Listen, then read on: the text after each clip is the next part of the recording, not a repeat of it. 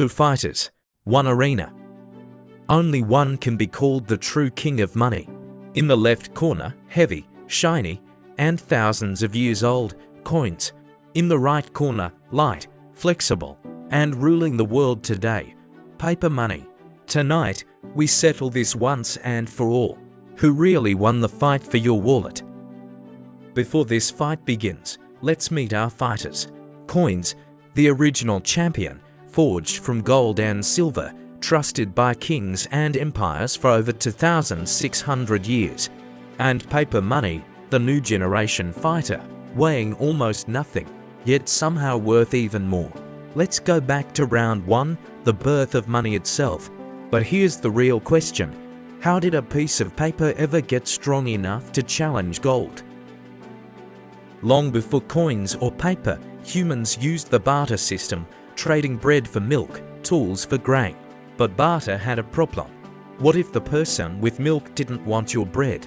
Trade would simply fail.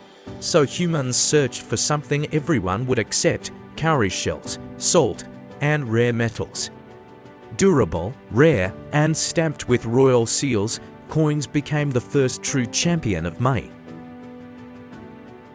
If you're enjoying this fight, hit that subscribe button right now so you don't miss who wins. Okay, back to the ring. Coins ruled for centuries, but they had a weakness: weight. Carrying enough gold coins for a big purchase meant carrying real physical weight on your back. During the Roman Empire, coins were everywhere, but merchants dreamed of something lighter. The answer came from China during the Song Dynasty, where people began storing gold in secure vaults and carrying a paper receipt instead. This receipt promised, "This paper is worth this much gold." It was the birth of paper money, and coins had just lost their first point in the fight. This system spread across Europe by the 1600s and became known as the gold standard. Every paper note tied directly to real gold sitting in a bank vault. For centuries this kept money honest. But wars change everything. During World War I and II, countries printed far more paper money than the gold they actually had. Prices rose, currencies weakened, inflation was born. In 1944, 44 nations signed the Bretton Woods Agreement, tying their currencies to the US dollar, which itself was tied to American gold reserves. But even America's gold reserves couldn't keep up with global demand for dollars. Vietnam War spending, Cold War tensions, and rising costs pushed the system to its breaking point. Then, in 1971, President Richard Nixon delivered the final blow. He completely severed the US dollar from gold. This moment, known as the Nixon Shock, changed everything. Paper money was no longer a receipt for gold, it became fiat money, valuable simply because governments declared it so, and people trusted that declaration. Coins were officially knocked out of the main event. Here's the twist though, fiat paper money isn't backed by gold, or silver, or anything physical. It's backed by one single thing: trust. As long as people trust a government to manage its economy responsibly, its currency stays strong, just like the US dollar today. But when the trust breaks, the currency collapses. Just look at Zimbabwe or Venezuela, where hyperinflation made their own paper money almost worthless overnight.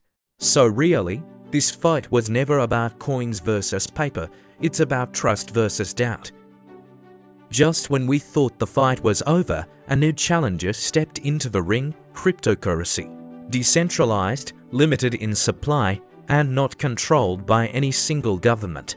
Countries like El Salvador already accept Bitcoin as official currency. But this challenger has its own weakness: extreme price swings. A cup of coffee costing a fraction of a coin today might cost double tomorrow. For now, most people still trust fiat paper money for daily spending and treat crypto as an investment, not a currency. So, who really won this fight? Coins gave money its first real form. Paper money made it practical and global. And trust, not metal, not paper, became the true champion holding the entire system together. The question now isn't coins versus paper anymore. It's whether the next generation will still trust paper at all, or hand the belt to something entirely digital. If this fight opened your eyes to how money really works, that's just round one of what's coming next. Hit subscribe, tap that bell icon, and stay ready, because the next battle, digital currency versus cash, is coming very soon. Thanks for watching, and I'll see you in the next round.